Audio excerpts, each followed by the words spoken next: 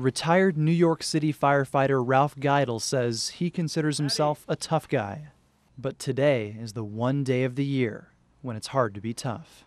Today's a very bad day. I mean, so many people lost their lives on the attack, and it's just a shame that everybody has to get together on it for something like that. For the past 9 years, Ralph says he has hated September 11th because that's the day he's reminded of his brother Gary, who died trying to save people from the towers. It's with me a lot. It's always with me. Sometimes I wish it was a dream and I could wake up early this day and warn everybody. It's just it's something I know it's never going to go away. So today, Ralph and his community are holding a special ceremony to honor the memory of his brother and everyone else who lost their lives. It's nice to see that people don't forget. We get together in this small town, this small little community, and we have a nice little celebration. And it just kind of warms my heart. And to help this community remember, Ralph and his wife are letting people see and touch what he pulled from the World Trade Center as he searched for his brother. Axes, pieces of building, and artifacts from the firefighters who rushed in to save lives. All right, I found that maybe 30 feet below street level. I think it brings the impact of it home on what the loss was there and what the recovery and rescue workers actually had to go through there. The memories will always be painful, but by sharing it with his friends, Ralph doesn't have to shoulder the burden by himself. You know you're not alone. In Seiad Valley, Stephen Sandberg, Newswatch 12.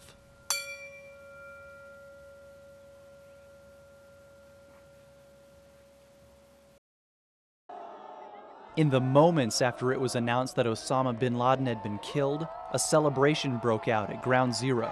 USA! USA! USA! USA! USA! But in Seiad Valley, California, Ralph Geidel says he won't be cheering. Watching them celebrating everything, that's okay for them, I guess. I feel like crying half the time. I mean, this whole thing it's been a 10-year nightmare. I'm happy he's dead, but I'm not going to dance about it. The retired New York City firefighter says it's a hollow feeling. They've finally killed the man responsible for the deaths of thousands of people, including Geidel's firefighter brother, Gary, who died while saving people from the World Trade Center. But it doesn't take the pain away. There's nothing closes. My brother's still dead. And he still did it, and there's a lot more guys like him out there. So, no closure. It's a bad word. In the 10 years after searching for his brother's body in the wreckage of the Twin Towers, Ralph has wanted to see justice done, but he wasn't prepared for what it would be like when it actually happened.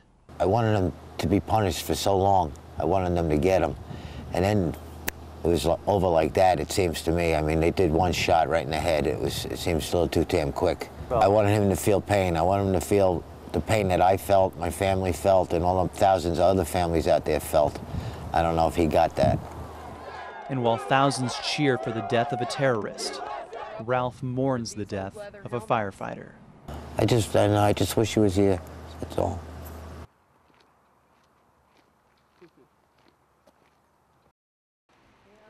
Ralph Geidel can't believe it's already been 10 years since 9/11, and 10 years since the former New York City fireman lost his firefighter brother Gary in the terrorist attacks on the World Trade Center.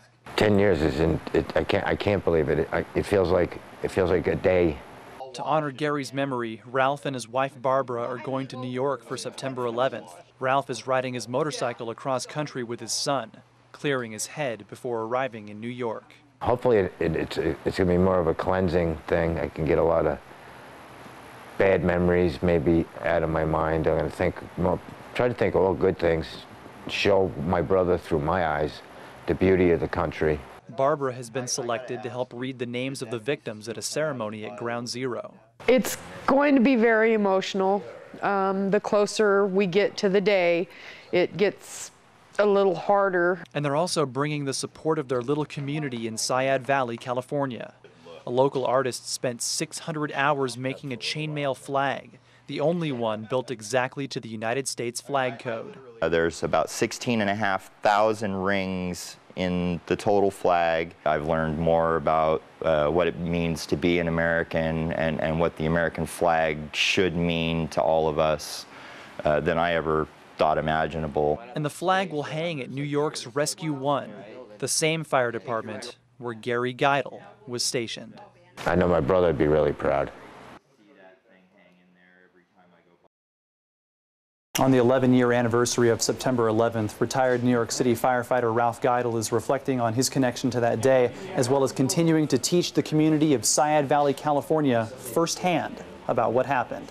Today, after 11 years, this is great. I think this is probably the most people we've had. It's a different feeling this year for Ralph Geidel. A motorcycle trip to New York last year cleared his head. Now the retired New York City firefighter says this year he's not mourning his brother Gary, he's celebrating him. Not dwell on all the sadness and everything. I'm just trying to remember the good things and the good times me and my brother had and a lot of the friends I lost. Geidel spent months at Ground Zero digging through rubble and searching for victims, including Gary, a firefighter who died saving people from the towers. As Ralph shares artifacts he pulled from the destruction, he wants those examples of heroism to inspire his community. How everybody got together that horrible day when on buildings together, and everybody got together with buckets and hand tools and searched for the victims. It's a message his town is taking to heart. He's the biggest hero I could have since Mickey Mantle.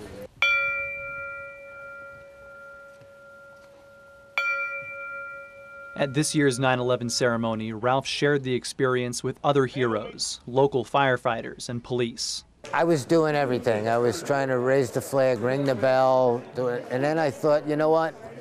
It's not all mine. It's not all about me and just in my family. So I want to get everybody involved. And even after 11 years, he's being reminded he's not alone. In Seiad Valley, Stephen Sandberg, Newswatch 12.